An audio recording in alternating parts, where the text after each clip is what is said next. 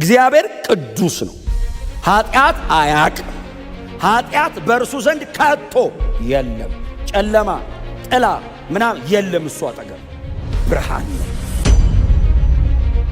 ኢየሱስ ሰው ካልሆነ ሊሆንም አይችልም።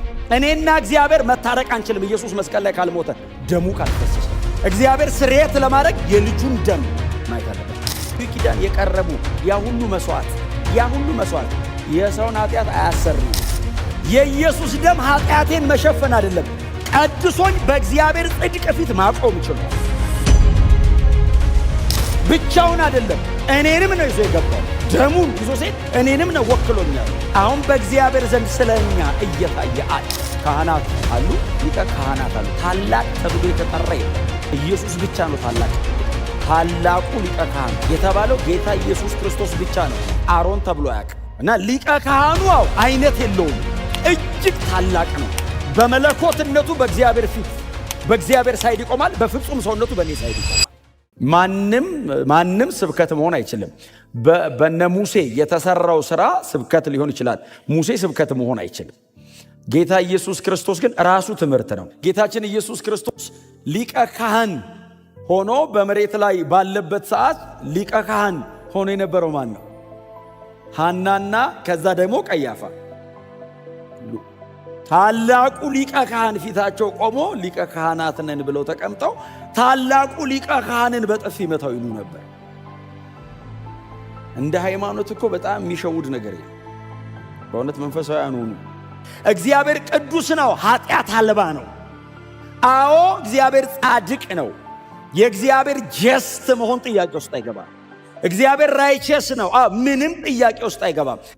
የእሱ አይነት ንጹህ በዘላለም ውስጥ የለም። ብቸኛ ነው። ምንም ነገር በፊቱ መቆም እስከማይችል ድረስ እግዚአብሔር ንጹህ ነው።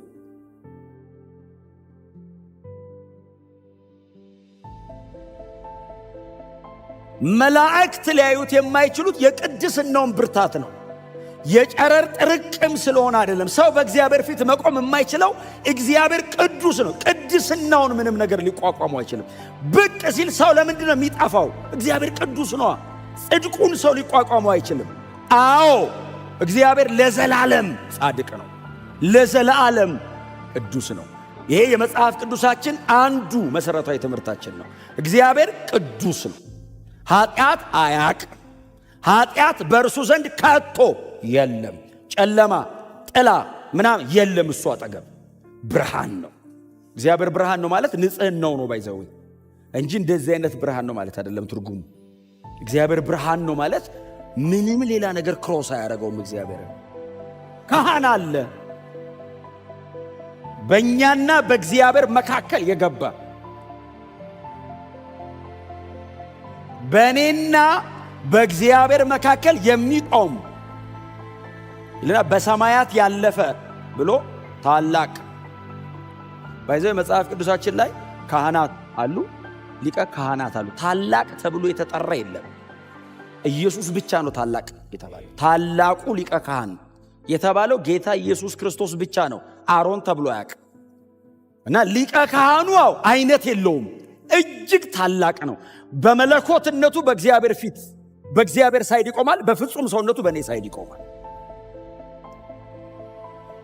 የእግዚአብሔርን ጽድቅ ጠብቆ የእግዚአብሔርን ቅድስና መጥኖ የእግዚአብሔርን ለጽድቅ ያለ ረሃብ ሳትስፋይ ለማድረግ በእግዚአብሔር ልጅነቱ በእግዚአብሔር ፊት ይቆማል። እኔ መለኮት ነው እንዳልን ኢየሱስ ነው ፍጹም ሰው። ካህናችን ጋድማን አምላክ ሰው። ማንም በብሉይ ኪዳን ያለ ሊቀ ካህን በእግዚአብሔር ፊት በራሱ መቆም አይችልም። ስለ ራሱ ኃጢአትና ስለ ሕዝቡ ኃጢአት የእንስሳ ደም ነው ይዞ የሚገባው። ስለ ራሱ ኃጢአትም ጭምር ነው የሚቆመው። ድፍን እስራኤል አደባባይ ላይ ቆሞ ይጠብቃል። ይቅር መባላቸውን የሚያረጋግጡት ሰውየው እግዚአብሔር ይቅር ብሏቸዋል ሲል ሳይሆን ሰውየው በእግር ሲወጣ ነው። ካልሞተ አሁን ሰውየው ቆሞ ይጠብቃል። ሰውየው በቀኝና በግራ ደረቱ ላይ 6 ነገድ ይዞ ነው የሚገባው። የእስራኤልን ነገድ እነዛን ነገዶች ይዞ ብቅ ሲል ከ2017 እስከ 2018 ምሯችኋል ማለት ነው። ባይዘዌ ለምን የሚቀጥለው ዓመት ይገባል። በዚህ ሰዓት በእግዚአብሔር ፊት መቆም አይችልም ስለራሱ። እግዚአብሔር ባይዘዌ አሁን ሰውየው ተመልሶ ከወጣ እናንተን ምሯችኋል ብቻ ሰ ምሮኛልም ነው ስለራሱና ስለ ሌሎች ኃጢአት። እሱ ሰው ብቻ ስለሆነና ደካማ ስለሆነ ስለ እርሱ ኃጢአትን መስዋዕት ያስፈልገዋል። ይሄኛው ታላቅ ነው። የራሱን ደም ነው ይዞ የገባው፣ የእንስሳ ደም አይደለም። የራሱን ደም ነው ይዞ የገባው። ቀጥሎስ አንዴ ለዘላለም ነው የገባው። ቀጥሎስ ወደ እግዚአብሔር ክብር ሙላት ውስጥ ነው የገባው። ወደ ምድራዊቱ ድንኳን አይደለም ኢየሱስ የገባው። ከአደባባይ ወደ ቅድስት፣ ከቅድስት ወደ ቅዱሰ ቅዱሳን አይደለም የገባው። the very presence of God ማንም ሊጠጋው አይችልም። ያንን የእግዚአብሔርን ማንም the very presence ኢየሱስ ጥግት አለው። ደሙን ይዞ ገባ። አብስ ተቀበለው። ጽድቄን ይመጥነው ተቀብዬሃለሁ። ሰማያትን አቋረጠ። ይሄ ሁሉ ሰፈሪንግ፣ ይሄ ሁሉ ሲቃይ፣ ይሄ ሁሉ መከራ እዚህ ውስጥ አለ። በሰማያት ያለፈ የሚለው ሊቀ ካህን ለምን ደም ይቀርባል? በእግዚአብሔርና በሰው መካከል ነው የሚቆመው። ስለዚህ ካህን ያንን መስዋዕት ይዞ እንደሚገባ ኢየሱስ የሆነ መስዋዕት ይዞ አልገባም፣ ራሱን ያቀረበው። ስለዚህ ሰፈሪንጉ አለ፣ ክሩሲፊክሽኑ አለ። ግን አምላክ ሰው የሆነበት ምክንያት ነው። ግን ኢየሱስ ከሰማያት በመለኮትነቱ ላይ ሰውነትን የጨመረበት ምክንያት ነው።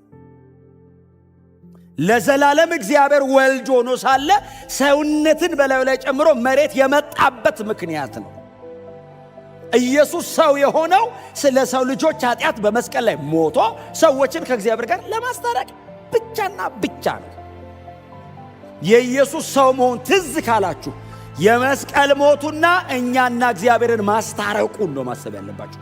ክሩሲፊክሽን ኢትስ ኦል አባውት ኢንካርኔሽን፣ ኢትስ ኦል አባውት ክሩሲፊክሽን እንዳትረሱ። ኢንካርኔሽንን ካወራው አምላክ ሰው ሆነ ካልኩኝ እያወራ ያለሁትኝ ክሮስ አካባቢ ታምር ለማድረግማ ሐዋርያትም እኮ ታምር እያደረጉ እኮ ቀጠሉ። ይኸው በእኛ መካከልም እኮ በእኛም ዘመን እኮ ይከናወናል። ብሉይ ኪዳን እኮ እነ ኤልያስ እኮ ያደርጋሉ። የሞተ እኮ ያስነሱ ነበር። ለተአምራት ከሆነ ያደርጉ ነበረ የቀደሙ ኪዳን ላይ ያሉ ሰዎች። ለዛውም በጣም አስደናቂ በሆነ መንገድ የሞተ የሚያስነሱት። ተጋደመበት፣ ሰውየው ሞቀ ምናምን የሚል ኢየሱስ ሰው የሆነበት ምክንያት ሌላ አለ። ዋና ኢየሱስ ሰው ካልሆነ ሊሆን የማይችል እኔና እግዚአብሔር መታረቅ አንችልም። ኢየሱስ መስቀል ላይ ካልሞተ፣ ደሙ ካልፈሰሰ እግዚአብሔር ስርየት ለማድረግ የልጁን ደም ማየት አለበት። ምንም አይነት ደም እግዚአብሔርና ጥላውን ሊያስታርቃቸው አይችልም። በብሉይ ኪዳን የቀረቡ ያ ሁሉ መስዋዕት የሰውን ኃጢአት አያሰሪም፣ ይሸፍንልሃል። መሸፈን ነው ስራው። እግዚአብሔር ሲመጣ አይቆጣም። ለምን? ደሙ ይጋርዳል። የኢየሱስ ደምስ ያነጻሃል። ማንጻት ብቻ እንዳይመስል በእግዚአብሔር ፊት ያቆምሃል። እግዚአብሔር ተጋርዶበት እንዳይመስል ዞር የሚለው ትመጥናለህ፣ ና ግባ ይልሃል። ጽድቄ ልጄ ይልሃል እግዚአብሔር። የኢየሱስ ደም ኃጢአቴን መሸፈን አይደለም፣ ቀድሶኝ በእግዚአብሔር ጽድቅ ፊት ማቆም ችሏል። ብቻውን አይደለም፣ እኔንም ነው ይዞ የገባው። ደሙን ይዞ ሴት እኔንም ነው ወክሎኛለሁ። አሁን በእግዚአብሔር ዘንድ ስለኛ እየታየ አለ በሰማያት ያለ ብቸኛ ነው። ቀጥሎስ ታላቅ ብቸኛ ነው። በዚህም ታላቅ የለም፣ ኢየሱስ ብቻ ነው። ሶስተኛ የእግዚአብሔር ልጅ የሚባል ሊቀ ካህን የለም። ኢየሱስ ብቻ ነው የእግዚአብሔር ልጅ የተባለ ሊቀ ካህን። የእግዚአብሔር ልጅ ተብሎ የተጠራ አንድም ሊቀ ካህን የለም፣ አይኖርም። ኢየሱስ ብቸኛ ነው። በዚህ ሊቀ ካህናችን የእግዚአብሔር ልጅ ነው። ሂዝ ጋድ። በአብ ውስጥ ያለ የመለኮትነት ሰብስታንስ በሙሉ ውስጥ አለ። አብን እንደዚህ ልትለው አትችልም። ኤክስፕረስ አይደረግም። ቃላት አይችሉትም። እና እግዚአብሔር ድንገት አይደለም ላድናቸው ያለው፣ ቀድሞ ምን ያቀደው። ዙፋኑ ራሱ የመሰረተው እዛ ላይ ነው። ቀድሞ ነው እግዚአብሔር ቀድሞ ነው ያቀደው ራሱ። ምክንያቱም ከዘላለም ዘመናት በፊት ነው የሚለው። ያሰበውን እሱን ልጁን ኢየሱስን በመላክ አረጋግጧል ነው የሚለው ቲቶ ምዕራፍ 1 ከዘላለም ዘመን በፊት ያቀደዋል እና ሲሉት አሁን ኢየሱስን ልኮ አረጋገጠው። ዓለም ሳይፈጠር በፊቱ ቅዱሳንና ነውር አልባ እንድንሆን በክርስቶስ አስቀድሞ መረጠን የሚል ቃል ኤፌሶን ምዕራፍ 1 ቁጥር 4 እና ዮሐንስ አየው አለ። ከዛ ዙፋኑ ላይ የተቀመጠው በቀኝ እጁ ይዟል አለ አይደል? ጥቅልል አንድ ነው ጥቅልሉ፣ 7 ግን ማህተም አለው። 7 ጥቅልል አይደለም፣ አንድ ነው ጥቅልሉ፣ 7 ግን ላይ ማህተም አለ። 7 ነው እግዚአብሔር ያተመው እና አንድ ብርቱ መልአክ የሚል ቃል አለ። እሱ ብርቱ መልአክ ባይዘው እዛ ወደ ራእይ 12 13 አካባቢ ስትሄዱ እግሩ ሲረግጥ ይላል ባህር ደረቀ ይላል። አትላንቲክን ሲረግጠው ታውቃለህ፣ መሬቱ ወጣ። ውሃው የት እንደሄደ አይታወቅም። ምን አይነት መልአክ ነው? ያንን የሚያክል ግዙፍ መልአክ ብቅ አለና በሰማይ ቢሆን በምድር ከምድር በታች ቢሆን በዙፋኑ ላይ ከተቀመጠው እጅ መጽሐፉን ሊወስድ ማኅተሞቹንም ሊዘረጋ የሚችል የለም አለ። ካለ ይፈለግ አይደለም ያለው፣ የለም። የት? ሰማይ ምድር ከምድር the whole universe የለውም፣ ማንም አይወስደውም። ይሄ ማለት ጠቅልሉ ማለት ፊውቸር ኢተርኒቲ ነው፣ ወደፊት ያለ ዘላለም ነው። የፍጥረት ማንም ሊፈታው አይችልም ሲባል ዮሐንስስ አለቀስኩ አለ። ቁጭ ብዬ አለቀስኩ አለ። በቃ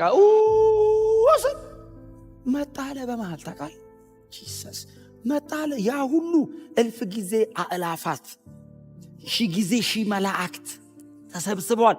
ሁሉም ነው የሰማው፣ ሁሉም አቀርቅሯል።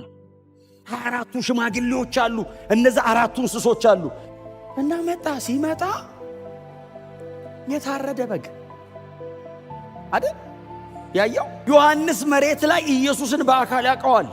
ስለማን እንደሚወራ ያውቃል። ከይሁዳ ነገድ ነው አለው። አሁን ከሌዊ ምናምን ነገድ አለ፣ ከይሁዳ ነገድ ነው። ቀጥሎስ የዳዊት ስርና መሰረት የሆነው እርሱ መጽሐፉን ለመውሰድ አለ፣ ማኅተሙን ለመፍታት ድል አድርጓል አለ። ለምን መሰለ? አይ ሌላው ድል ማድረግ አልቻለም ማለት ነው። እየወደቀ ነው ሌላው በሙሉ፣ እሱስ አሸንፎ መጣ። አይ ሌላው ካህን በሙሉ የሆነ ነገር ይገኝበትና ይወድቃል። ሌላው በጣም ታላላቅ የሚባሉ አባቶች እነ ሙሴ እና አብርሃም ምናምን በሙሉ የተወራረሰው ኃጢአት ብቻ ሳይሆን የድርጊትም አለባቸው። ኢየሱስ መሬት መጣ፣ ኃጢአት አልባ ሆኖ ጨርሶት ተመልሶ ሄደ። ሰይጣንን ማዕረጉን ቆርጦ ቆላስያስ ምዕራፍ 2 ቁጥር 14 እና 15 የሰይጣንን የአለቆችና የባለስልጣናትን ማዕረግ በመግፈፍ ድል አድርጎ በአደባባይ እያዞረ ድል ነስቷል። ሰማይ ሰማይ ሰይጣን ነው ኔክድ አደረገው ታውቃለህ። የሚኩራራ ሰማይ አገሩን የሚይዝ ዋናው እኔ ነኝ የሚል እንደ መብረቅ ከሰማይ ወደቀ አለ ኢየሱስ።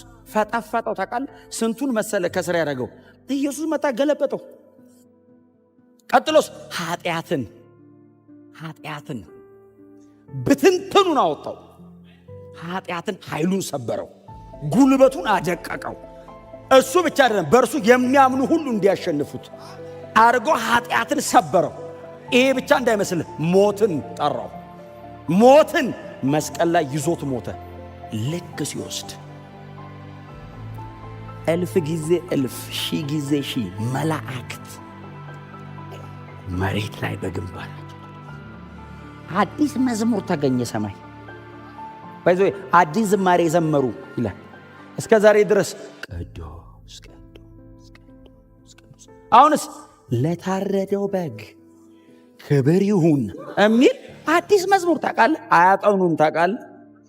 ዝም ብሎ ነው የሚፈሰው። ሰማይ ዕውቀት ፍጹም ነው፣ ኦርኬስትሬት ነው፣ ስህተት የለም ሰማይ ታውቃለህ። እንደዛ 24ቱ ሽማግሌዎች አክሊላቸውን በበጉ ስር አድርገው መሬት ላይ በግንባራቸው ለጣሉ። 4ቱ እንስሶች መሬት ላይ ለጣሉ። ሁሉም ለበጉ ክብር ይሁን። ሰሞን ከዛ እንደዚህ ይላል መዝሙራቸው ላይ በዙፋኑ ላይ ለተቀመጠውና ለበጉ ምስጋና፣ ክብር፣ ውዳሴና ባለጠግነት ምን ማለት እንደሆነ ታውቃለህ? በጉ አብን ስራውን ሼር አረገው። ስራውን ጨርሶ ቦታው ላይ ተቀመጠ። እግዚአብሔር ወልድ ሆነ። በዙፋኑ ላይ ለተቀመጠውና ለሱ ብለው እኩል ክብር ሂዝ ጋድ በሰማያት ያለፈ ታላቅ ብሎ ሊቀ ካህናት የእግዚአብሔር ልጅ ብሎ ኢየሱስ ይለዋል። ታውቃለህ? ኢየሱስ ማለት እግዚአብሔር ያድናል ማለት ነው። ያድናል ማለት ብቻ አይደለም ባይዞ እግዚአብሔር ያድናል ማለት ነው ትርጉሙ። አድናለሁ አለ እግዚአብሔር። በምን? በሱ በኩል።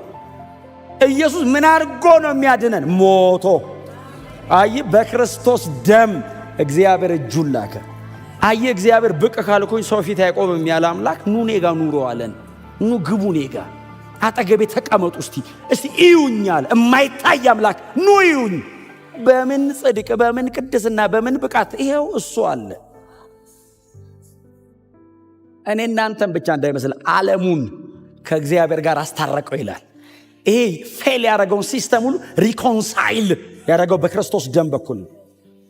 ሲስተሙን ሁሉ ከሰይጣን ነጠቀው። ታውቃለህ? ነጠቀው። ምንም ጌታ የሚባል የለም እዚህ ውስጥ። ጌታ የላችሁም። ኢየሱስ ብቻ ነው ጌታ።